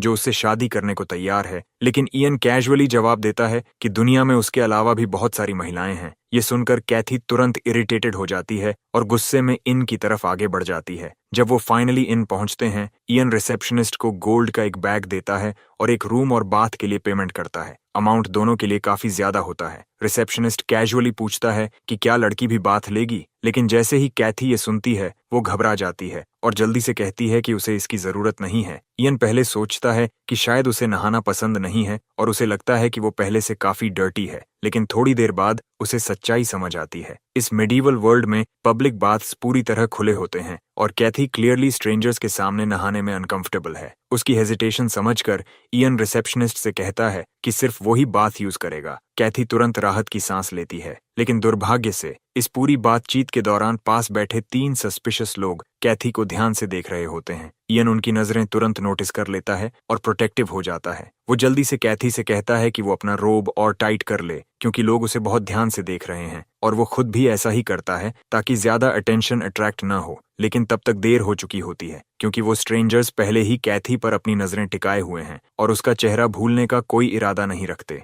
दूसरी तरफ वो लोग कैथी के बारे में गंदी बातें सोच रहे होते हैं। उन्होंने पहले कभी इतनी खूबसूरत लड़की नहीं देखी होती और उनके लिए वो किसी हेवन से उतरी एंजल जैसी लगती है। उन्हें सबसे ज्यादा इरिटेट ये करता है कि वो इयन जैसे स्किनी ब्लैक हेयर्ड लड़के के साथ ट्रैवल कर रही है। उनके दिमाग में उसके जैसा इंसान उसके पास रहने के लायक नहीं है। वो आपस में शरारती नजरों का आदान प्रदान करते हैं और जल्दी फैसला करते हैं कि क्योंकि इयन और कैथी ज्यादा देर तक इनमें नहीं रुकने वाले, उन्हें तुरंत एक्शन लेना होगा अगर वो उसे अपने लिए पाना चाहते हैं। उनकी इंटेंशंस शुरू से ही गंदी होती हैं और वो तय करते हैं कि आज ही उनका मौका है। वहीं दूसरी तरफ कास्टल के अंदर रिवरविल का लॉर्ड लीक से बात कर रहा होता है। बातचीत के दौरान लीक को अचानक एहसास होता है कि ये लॉर्ड का फेवर पाने और कासल में सेफ रहने का परफेक्ट मौका है। इसलिए वो लॉर्ड की बहुत ज्यादा तारीफ करने लगता है। उसे इतना प्रेज करता है कि वो विजिबली खुश और एरोगेंट हो जाता है। जब उसे लगता है कि टाइमिंग सही है, तब लीक बताता है कि उनकी यात्रा के दौरान उन्हें एक मेज मिला था। वो एक्साइटेड होकर सब कुछ बताता है, कैसे उस मेज ने ड्रैगन को टेम किया और कैसे उसने उन सबको एक भयानक फेट से बचाया। लीक ये भी बताता है कि वो मेज अभी टाउन के एक इन में रह रहा है। ये सुनते ही लॉर्ड का एक्सप्रेशन पूरी तरह बदल जाता है, क्योंकि एक्साइटमेंट की जगह उसे डर महसूस होता है। वो सोचता है कि अगर ऐसा अनप्रिडिक्टेबल मेज गुस्से में आकर उसके टेरिटरी पर ड्रैगन छोड़ दे तो कितना खतरनाक होगा। न सिर्फ उसके लोग सफर करेंगे, बल्कि सिचुएशन पहले से ही डेंजरस है, क्योंकि रिवरविल में एक और ट्रबलसम फोर्स मौजूद है। वो फोर्स है होली सैंटियागो नाइट्स, एक फैनेटिकल ऑर्डर जो पूरी तरह गॉड की सेवा के लिए समर्पित है। वो मंक्स और वॉरियर्स दोनों की तरह लड़ते हैं और आम युद्धों में हिस्सा लेने के बजाय डीमंस और मॉन्स्टर्स को ढूंढने के लिए पूरे लैंड में घूमते रहते हैं। वे खुद को गर्व से ह्यूमैनिटी के प्रोटेक्टर्स कहते हैं। फिर भी लॉर्ड निजी तौर पर उन्हें राइचस जेलेट्स मानता है, जो जहां भी जाते हैं केओस ले आते हैं। सैंटियागो नाइट्स और ड्रैगन टेमिंग मेज के टकराने का ख्याल ही उसे डरा देता है, क्योंकि उसे यकीन है कि अगर उनके बीच कॉन्फ्लिक्ट हुआ तो उसका शांत छोटा टाउन बर्बाद हो जाएगा। इस डिजास्टर को हर कीमत पर रोकने के लिए वो तुरंत अपने कमांडर्स को लीक के लिए रूम तैयार करने का आदेश देता है और फिर सैंटियागो नाइट्स को तुरंत बुलाने को कहता है, ताकि कुछ भी कैटास्ट्रॉफिक होने से पहले दोनों साइड्स को अलग रखा जा सके। इसी बीच इयन और कैथी इन में साथ बैठकर ब्रेकफास्ट कर रहे होते हैं। खाना खत्म करने के बाद इयन अनाउंस करता है कि वो बाथ लेने जा रहा है और कैजुअली कैथी से कहता है कि वो खाना खत्म करके सेकंड फ्लोर पर चली जाए। जैसे ही कैथी अकेली रह जाती है, एक सस्पिशियस आदमी मौका देखकर चुपचाप उसका पीछा करने लगता है। जब वो इन के अंदर अकेली चल रही होती है, वो अचानक उसके पास आता है और कहता है कि ब्लैक हेयर्ड लड़के ने उसे भेजा है ताकि वो उसे तुरंत डॉक्स ले जाए, क्योंकि वहां अर्जेंट मैटर है। वो समझाता है कि इयन अभी बाथ में है और उसने उसे कहा है कि वो उसे जल्दी से लेकर आए। कैथी, जो नेचुरली काइंड है और पहले से डेंजर की वजह से एंग्शियस है, तुरंत उस पर विश्वास कर लेती है। उसके दिमाग में तुरंत ये आता है कि शायद बैंडिट्स फिर से उसे किडनैप करने लौट आए हैं। इसीलिए वो बिना और सवाल किए उस स्ट्रेंजर के पीछे जल्दी जल्दी चल पड़ती है। लेकिन जैसे ही वो इयन को शांति से बात करते हुए देखती है, उसे तुरंत एहसास होता है कि कुछ बहुत गलत है। दुर्भाग्य से ये रियलाइजेशन आते ही देर हो चुकी होती है,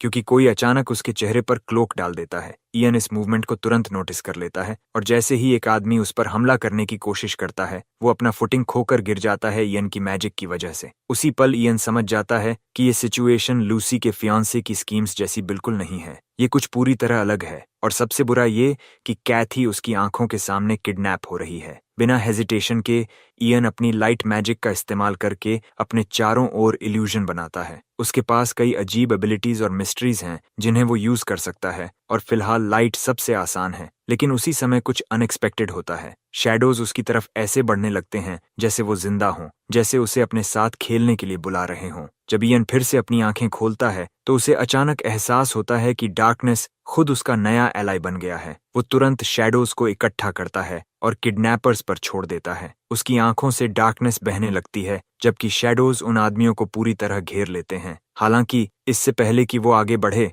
वो नोटिस करता है कि आसपास रीइंफोर्समेंट्स आ रही हैं और उसे यकीन नहीं होता कि ऑर्डिनरी क्रिमिनल्स के पास इतनी ऑर्गेनाइज्ड बैकअप हो सकती है। जब वो गुस्से में पूछता है कि कैथी को कहाँ ले गए, तो डरा हुआ आदमी मानता है कि उसे सच में नहीं पता। अचानक इयन को अपनी पीठ पर तलवार की ठंडी धार महसूस होती है। एक सख्त आवाज उसे साइड में हटने का आदेश देती है, जबकि दूसरा आदमी उससे पहले की डार्कनेस के बारे में पूछता है और जानना चाहता है कि क्या उसे वही कंट्रोल कर रहा था। उसी पल इयन समझ जाता है कि कौन आ चुका है, क्योंकि उसके पीछे होली सैंटियागो नाइट्स के वॉरियर्स खड़े हैं। इयन बिना हेजिटेशन के कंफर्म करता है कि वही मेज है जिसने डार्कनेस को समन किया। हालांकि बोलते समय वो उस डरावने बूढ़े आदमी के बारे में सोचना बंद नहीं कर पाता जो उसके सामने खड़ा है, क्योंकि उससे निकलने वाली ब्लड लस्ट ओवरवेलमिंग है। वो क्रिमिनल तुरंत नाइट से उसे बचाने की भीख मांगने लगता है और बेशर्मी से झूठ बोलता है कि मेज ने बिना किसी वजह के उसे मारने की कोशिश की। इयन उसे डिसबिलीफ के साथ देखता है, समझ नहीं पाता कि वो आदमी इतनी आसानी से सच को कैसे मोड़ देता है। बूढ़ा नाइट अपनी आंखें संकरी करता है और सोचता है कि अगर इयन सच में मेज है तो ऐसा मर्डरस इंटेंट पूरी तरह बिलीवेबल है। ये सुनते ही इयन तुरंत इरिटेट हो जाता है, लेकिन बूढ़ा आदमी बोलता रहता है और दावा करता है कि सारे मेजेस एक जैसे होते हैं, क्योंकि उनके अंदर डेंजरस ब्लड लस्ट होती है और वो सोचते हैं कि वो बिना किसी कॉन्सिक्वेंसेस के कुछ भी कर सकते हैं। इयन इन शब्दों से गहरा अपमान महसूस करता है और उसके अंदर गुस्सा बढ़ने लगता है। हालांकि जवाब देने से पहले ही बूढ़ा आदमी इतनी अथॉरिटी से बोलता है कि इयन को इस दुनिया के बारे में एक जरूरी बात समझ आती है। यहाँ खराब बोलचाल और ओवरवेलमिंग प्रेजेंस को अक्सर ताकत और स्किल का सबूत माना जाता है। फिर भी एक और नाइट आगे बढ़ता है और कहता है कि इयन की एबिलिटीज चाहे जितनी भी हों, इससे उसे विकेड मैजिक इस्तेमाल करने का हक नहीं मिलता। इयन ये सुनकर रुक जाता है, जबकि नाइट समझाता है कि खुद को डार्कनेस से घेरना, हेवन से मुंह मोड़ना और सन की लाइट को रिजेक्ट करना है। उसके मुताबिक डार्कनेस में छिपना सिर्फ एक कावर्ड का बिहेवियर है। इयन कुछ पल सोचता है, फिर गला साफ करके शांति से जवाब देता है कि हेवन के लॉज डे और नाइट दोनों को साथ रहने देते हैं। वो उनसे पूछता है कि अगर हेवन सिर्फ लाइट का है तो फिर नाइट क्यों एग्जिस्ट करता है। ये सुनते ही नाइट्स पूरी तरह कंफ्यूजन में पड़ जाते हैं, उनके चेहरे बदल जाते हैं और वो उसकी बात समझने की कोशिश करते हैं। जल्द ही उनमें से कई लोग उसके प्रति फैसिनेटेड हो जाते हैं, क्योंकि उन्हें एहसास होता है कि ये यंग मेज उनकी उम्मीद से कहीं ज्यादा इंटेलिजेंट है। इस मौके का फायदा उठाते हुए इयन पोलाइटली उनसे कहता है कि उसे जाने दें, क्योंकि उसकी सिस्टर अभी किडनैप हो गई है और उसे बचाना है। तुरंत ही नाइट समझ जाते हैं कि क्रिमिनल ने उन्हें शुरू से धोखा दिया था और सबकी नजरें गुस्से से उस झूठे आदमी पर टिक जाती हैं। बूढ़ा नाइट डीट्रिच नाम के आदमी को उसे गार्ड करने का आदेश देता है और खुद इनकी तरफ बढ़ता है। इयन का टाइम बर्बाद करने के लिए अपॉलॉजी के रूप में वो कहता है कि वो खुद उसकी सिस्टर को बचाने में मदद करेगा। जल्द ही वो डॉक्स पर पहुंचते हैं, जहां बाकी किडनैपर्स कैथी को बोट से स्मगल करने की कोशिश कर रहे होते हैं। वो उसे एक बॉडी बैग में कसकर बांध चुके होते हैं और भागने की जल्दी में होते हैं। नाइट्स ये देखकर गुस्से में आ जाते हैं, क्योंकि क्रिमिनल्स भागने ही वाले होते हैं। वहीं इयन टाइमिंग नोटिस करता है, सनसेट हो रहा है और अब उसकी मैजिक ज्यादा इफेक्टिव हो सकती है। बूढ़ा नाइट पूछता है कि क्या करना चाहिए और कहता है कि लड़की को बचाने के लिए सबको साथ काम करना होगा। नाइट्स लड़ाई के लिए एक्साइटेड हो जाते हैं, लेकिन इयन उन्हें वार्न करता है कि सीधे बोट पर हमला करना खतरनाक हो सकता है। बूढ़ा आदमी पीछे हटने से मना करता है और कहता है कि वो उसे बचाने के लिए कुछ भी करेगा। इयन बताता है कि उसने पास में एक बड़ा हुक देखा है और वो समहाउ बोट को शोर की तरफ खींचने का प्लान बना रहा है। बूढ़ा नाइट कंफ्यूज्ड हो जाता है और पूछता है कि क्या वो शैडो मैजिक से ये करेगा, क्योंकि उसे समझ नहीं आता कि ये कैसे पॉसिबल है। इयन कैजुअली बताता है कि उसे कई टाइप्स की मैजिक का बेसिक नॉलेज है और वो एक से ज्यादा फॉर्म्स यूज कर सकता है। ये सुनकर बूढ़ा नाइट और भी कंफ्यूज्ड हो जाता है, क्योंकि उसने हमेशा लोगों को सिर्फ एक एलिमेंट में मास्टरी करते देखा है। बिना समय गंवाए इयन अपनी इन्फेमस मोरोनस लैंग्वेज में चांट करना शुरू करता है और रिवर को बुलाता है कि वो ऑब्स्टेकल्स बनाए और बोट को वापस खींचे। तुरंत ही रिवर उसकी बात मान लेती है। तेज करंट्स बोट को पीछे खींचने लगते हैं, वेव्स टकराकर उसे हिला देती हैं और पूरा सीन केओस में बदल जाता है। इसी मौके का फायदा उठाकर इयन कैथी को सेफली बचा लेता है। जैसे ही वो आजाद होती है, वो राहत में उसे कसकर पकड़ लेती है। इयन तुरंत रियलाइज करता है कि अगर कैथी ऐसे ही अफेक्शन दिखाती रही तो ओल्ड नाइट जल्दी समझ जाएगा कि वो दोनों बिल्कुल सिबलिंग्स नहीं हैं। इसलिए वो ऑकवर्ड तरीके से उसे वापस हग करता है, जबकि अंदर ही अंदर सोचता है कि वो पहले ही कितना एग्जॉस्टेड है। उसकी एनर्जी डेंजरसली लो हो चुकी है और अब वो बस इन वापस जाकर एक पीसफुल बाथ लेना चाहता है। दुर्भाग्य से इयन को अभी ये आइडिया नहीं है कि इस दुनिया में एक सिंपल शांत बाथ लेना उसके लिए लगभग इम्पॉसिबल है। इसी बीच कासल में अचानक एक इमरजेंसी लेटर आता है। पता चलता है कि रिवरविल का एल्डेस्ट सन बर्नार्ड और रिवरविल का नाइट हैंसन पहले ही इयन की लोकेशन की तरफ तेजी से बढ़ रहे हैं। बर्नार्ड और हैंसन दोनों दूर उठते स्मोक को नोटिस करते हैं और तुरंत अस्यूम करते हैं कि ये किसी बैटल से आ रहा है। वो चिंता करने लगते हैं कि शायद लॉर्ड की फियर्स सच हो रही हैं और नाइट्स और मेज के बीच फुल स्केल कॉन्फ्लिक्ट शुरू हो चुका है। हैंसन सीक्रेटली सोचता है कि यह सिचुएशन पहले से ही काफी ट्रबलसम है, क्योंकि उसे पूरे समय इस शेल्टर्ड यंग मास्टर को साथ घसीटना पड़ा है। बर्नार्ड के चेहरे के एक्सप्रेशन को देखकर वो और भी कन्विंस्ड हो जाता है कि उसे यहाँ लाना एक टेरिबल आइडिया था। वो एक स्पॉइल्ड बच्चे को बेबीसिट करते करते थक चुका है, लेकिन जब वो आखिरकार स्मोक के सोर्स तक पहुंचते हैं तो पता चलता है कि वहां कोई बैटल नहीं हो रही। इसके बजाय नाइट्स एक्चुअली इयन की मदद कर रहे होते हैं जब वो खुले में बाथ ले रहा होता है, जिससे इयन खुद भी एक्सट्रीमली अनकंफर्टेबल और नर्वस है। बर्नार्ड और हैंसन तुरंत सीन में घुसते हैं और हैंसन जल्दी से यंग मास्टर को रुकने के लिए कहता है। जैसे ही उन्हें पता चलता है कि कोई डेंजर नहीं है और ये सच में सिर्फ एक बात है, दोनों पूरी तरह डम्फाउंडेड रह जाते हैं। उन्हें समझ ही नहीं आता कि कोई खुले में कैजुअली कैसे नहा सकता है। फिर भी बर्नार्ड सस्पिशियस बना रहता है और खुद को कन्विंस करता है कि इसके पीछे जरूर कुछ डीपर चल रहा है। वो चारों तरफ इंटेंसली देखने लगता है, जैसे किसी हिडन मीनिंग को ढूंढ रहा हो। अचानक वो जोर से चिल्लाने लगता है कि रिवरविल के लॉर्ड के बेटे होने के नाते उसे हर चीज की कंप्लीट एक्सप्लेनेशन चाहिए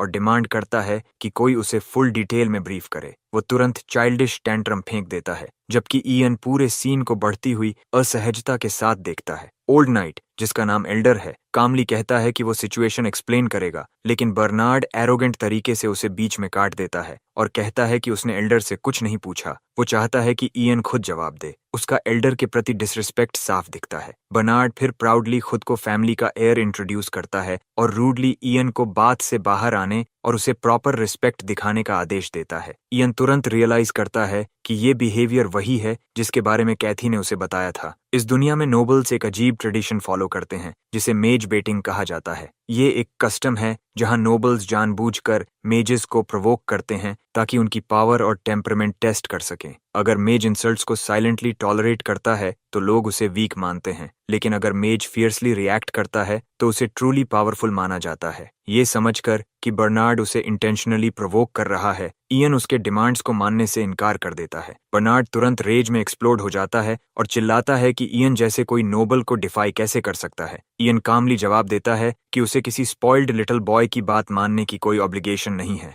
फ्यूरियस होकर बर्नार्ड अपने नाइट को आदेश देता है कि वो तुरंत मेज को कैप्चर करे। हालांकि नाइट खुद उसे काम करने में ज्यादा इंटरेस्टेड लगता है। उस पॉइंट पर इयन डिसाइड करता है कि अब बहुत हो गया। वो मानता है कि अर्लियर चाइल्डिश प्रोवोकेशन वो टॉलरेट कर सकता था, लेकिन उसे फ्रॉड की तरह ट्रीट करना पूरी तरह सीमा पार कर चुका है। बात से उठते हुए वो एक साथ अपनी डार्क मैजिक और लाइट मैजिक दोनों अनलीश करता है, जिससे ट्रैश बिन्स, एक्सेस और आसपास के ऑब्जेक्ट्स ऑमिनसली हवा में तैरने लगते हैं। हंसन जल्दी से सिचुएशन को शांत करने की कोशिश करता है, यंग मास्टर के डिसरिस्पेक्ट के लिए माफी मांगता है और इयन को भरोसा दिलाता है कि वो उसकी स्ट्रेंथ को पूरी तरह समझते हैं। अब इयन थोड़ा रिलैक्स करता है क्योंकि उसे लगता है कि ये डिस्प्ले बर्नार्ड को पीछे हटाने के लिए काफी होगा, लेकिन वो पूरी तरह गलत साबित होता है क्योंकि बच्चा तुरंत एक और टेंट्रम में फट पड़ता है। इस बार इयन सच में डरने लगता है कि ये स्पॉइल्ड नोबल उसे एग्जीक्यूट करने की कोशिश कर सकता है, जिससे उसके पास फिलहाल कोऑपरेट करने के अलावा कोई ऑप्शन नहीं बचता। अगले दिन इयन कासल जाता है जहां रिवरविल का लॉर्ड खुद उसके साथ टी शेयर करता है और अपने बेटे के बिहेवियर के लिए माफी मांगता है। इयन पोलाइटली जवाब देता है कि माफी उसे मांगनी चाहिए क्योंकि शायद उसने भी बात को ज्यादा बढ़ा दिया। लॉर्ड फिर पूछता है कि क्या इयन अपनी कंपेनियन के साथ आया है,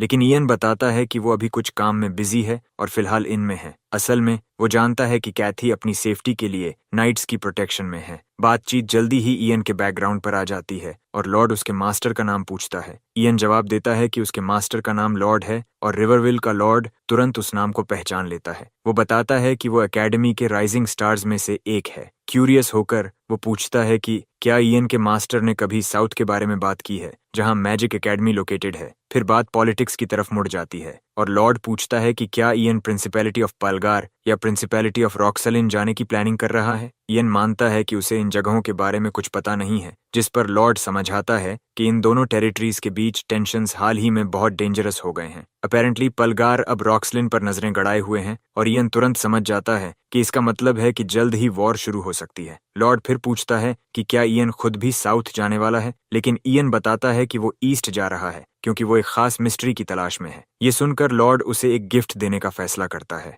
इयन कंफ्यूज हो जाता है जब उसके सामने एक चेस्ट रख दी जाती है। लॉर्ड उसे खोलने के लिए कहता है और अंदर उसे एक स्टाफ मिलता है। लॉर्ड बताता है कि ये स्टाफ पहले एक फेमस एरोमैंसर का था और इसका नाम विंग्स गेट है। इयन उसे उठाता है और तुरंत महसूस करता है कि ये उसके लिए परफेक्टली सूटेड है। बाहर से ये एक नॉर्मल स्टाफ जैसा दिखता है, लेकिन उसे पकड़ना ऐसा लगता है जैसे एक असली मेज का सही प्रॉप मिल गया हो। फिर भी वो इस जेस्चर को दिल से अप्रिशिएट करता है। लॉर्ड कहता है कि इसे उसके बेटे के बिहेवियर को माफ करने के लिए ग्रेटिट्यूड के रूप में समझा जाए। इयन सिंसियरली धन्यवाद देता है और खुशी खुशी गिफ्ट एक्सेप्ट कर लेता है, लेकिन जैसे ही वो मीटिंग से लौटता है उसे अचानक कोई उसका नाम जोर से पुकारते हुए सुनाई देता है। इयन तुरंत अलर्ट हो जाता है। कैथी घबराई हुई उसकी तरफ दौड़ती है और कहती है कि कुछ बुरा हो गया है। फिर वो एक रेवन दिखाती है जिसे उसने पकड़ा हुआ है। ये देखकर कि वो सिर्फ एक क्रो है, इयन शांत हो जाता है और कैथी राहत की सांस लेती है। ओल्ड मैन बताता है कि एक हंटर ने सुबह उस बर्ड को पकड़ा था और उसे पकाकर खाने वाला था, लेकिन कैथी ने उसे रोक दिया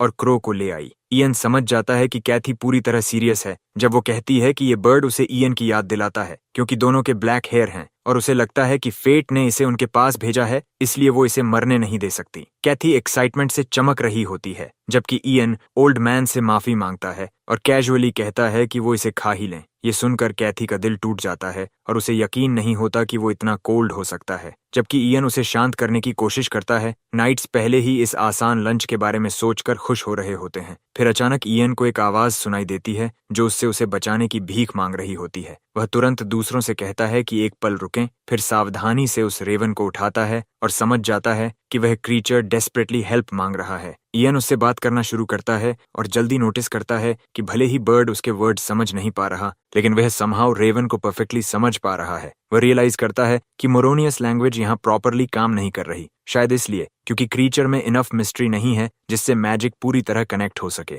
वह और ज्यादा कंसंट्रेट करने की कोशिश करता है, लेकिन रेवन पैनिक करता रहता है और बार बार वही बात दोहराता रहता है, जब तक कि इयन आखिर में इरिटेट होकर गुस्से में उसे चुप रहने को नहीं कह देता, क्योंकि वह ऑलरेडी उसे बचाने वाला है और उसे वही डेस्परेट प्ली 100 बार सुनने की जरूरत नहीं है। रेवन तुरंत शांत हो जाता है और इयन सोचता है कि भले ही क्रो उसकी लैंग्वेज ठीक से ना समझे, लेकिन उसे मूड समझना आता है और कब चुप रहना है ये भी पता है। नाइट्स उसे डिसबिलीफ में घूरते हैं क्योंकि मेज एक क्रो से ऐसे बात कर रहा है जैसे वह कोई इंसान हो। इयन समझाता है कि रेवन उससे हेल्प मांग रहा है और कैथी बहुत खुश हो जाती है क्योंकि अब उसका बिलव्ड क्रो बच जाएगा। वह खुशी से चमकती है और कहती है कि उसे शुरू से पता था कि यह बर्ड स्पेशल है। एल्डर कमेंट करता है कि यंग लेडी में भी मिस्ट्रीज को सेंस करने की एबिलिटी है, ठीक इयन की तरह, और कैथी खुद की उससे तुलना सुनकर और ज्यादा खुश हो जाती है। इयन फिर केयरफुली क्रो के ब्रोकन विंग को हील करता है और कैथी खुशी से कहती है कि अब इंजरी जल्दी रिकवर हो जाएगी। इसके बाद वह पूछती है कि वे बर्ड के साथ क्या करेंगे, क्योंकि अगर उसे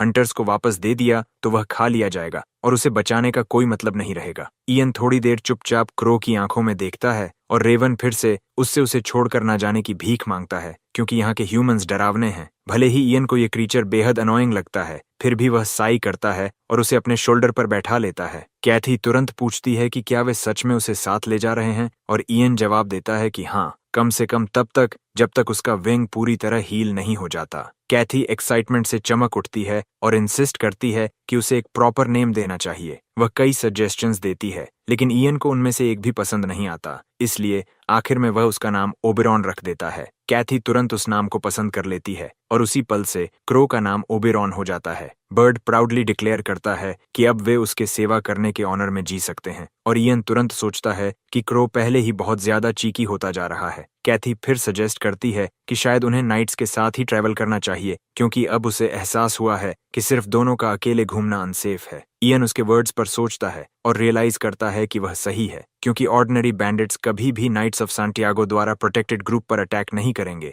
फिर भी वह सोचता है कि अगर नाइट्स उनकी डेस्टिनेशन की तरफ नहीं जा रहे तो क्या इससे उन्हें कोई फायदा होगा। इससे पहले कि वह और सोच पाए, एल्डर उनके पास आता है और पूछता है कि वे दोनों इतने वरीड क्यों दिख रहे हैं। वह उनके पास बैठकर समझाता है कि चाहे इयन कितना भी टैलेंटेड मेज क्यों ना हो, एक वुमन के साथ अकेले ट्रैवल करना बहुत डेंजरस है। इसी वजह से वह एक डील प्रपोज करता है जो एक डेंजरस मॉन्स्टर से जुड़ा है जो हाल ही में काउंट कटीना के टेरिटरी में दिखाई दिया है। एल्डर बताता है कि वहां जाते हुए नाइट्स एक क्रीचर का हंट करने वाले हैं जिसे मैंटिकोर कहा जाता है, एक ब्रूटल मैजिकल बीस्ट जो सिर्फ मजे के लिए इंसानों को मारने के लिए इनफेमस है। सरप्राइजिंगली इयन पहले से इस नाम को पहचानता है और पूछता है कि क्या एल्डर सच में उससे इतनी डेंजरस चीज के खिलाफ हेल्प चाहता है। एल्डर तुरंत समझाता है कि वे उसे फोर्स नहीं करना चाहते और उसकी इच्छा के खिलाफ उसे डेंजर में नहीं डालेंगे। हालांकि अगर इयन खुद उनकी मदद करना चाहे तो कोई उसे रोकेगा नहीं। इयन तुरंत मना कर देता है क्योंकि वह अपनी जान ऐसे हॉरिफाइंग मॉन्स्टर के खिलाफ रिस्क नहीं करना चाहता। हालांकि एल्डर तुरंत उसे रोकता है और साफ करता है कि उन्हें उसकी जरूरत किसी और वजह से है। वह बताता है कि जब ऑर्डर ने मैंटिकोर को हंट करने का अनाउंसमेंट किया तब काउंटिना के टेरिटरी के एक प्रीस्ट ने एक लोकल मेज को जबरदस्ती उनके साथ कोऑपरेट करने पर मजबूर कर दिया। नेचुरली मेज इस बिहेवियर से डीपली ऑफेंडेड हो गया और अब नाइट्स चाहते हैं कि इयन सिचुएशन को स्मूथ करे। क्योंकि इयन भी एक मेज है, एल्डर मानता है कि उसकी बात नाइट्स से कहीं ज्यादा वेट रखेगी। इयन इस प्रपोजल पर ध्यान से सोचता है और रियलाइज करता है कि यह कोई बुरा डील नहीं है। अगर उसे सिर्फ एक इरिटेटेड मेज को काल्म करना है तो बदले में उन्हें पूरे नाइटली ऑर्डर की प्रोटेक्शन और एस्कॉर्ट मिलेगी जो उसके और कैथी दोनों के लिए बहुत यूजफुल हो सकता है। आखिरकार वह ऑफर एक्सेप्ट कर लेता है। इसके बाद वे साथ में जर्नी कंटिन्यू करते हैं और इयन जल्दी समझ जाता है कि नाइट्स ऑफ सैंटियागो के साथ ट्रैवल करना सरप्राइजिंगली कंफर्टेबल है। ऑर्डर के मेंबर्स डिसिप्लिन्ड हैं और स्ट्रॉन्ग प्रिंसिपल्स रखते हैं और उसकी यूजुअल केओटिक लाइफ के मुकाबले यह यात्रा ऑलमोस्ट स्ट्रेस फ्री बन जाती है। फिर भी अगर उसे कोई कंप्लेंट है तो वह यह है कि लगभग हर रात कोई ना कोई उसे और कैथी को अपने रिलीजन में कन्वर्ट करने की कोशिश करता रहता है। शुरुआत में कॉन्वर्सेशंस टॉलरेबल लगती हैं, लेकिन जल्द ही यह एंडलेस प्रीचिंग रेपिटेटिव, एग्जॉस्टिंग और इरिटेटिंग बन जाती है क्योंकि इयन को अपने बिलीफ्स छोड़ने में कोई इंटरेस्ट नहीं है, सिर्फ इसलिए कि कोई और इंसिस्ट कर रहा है।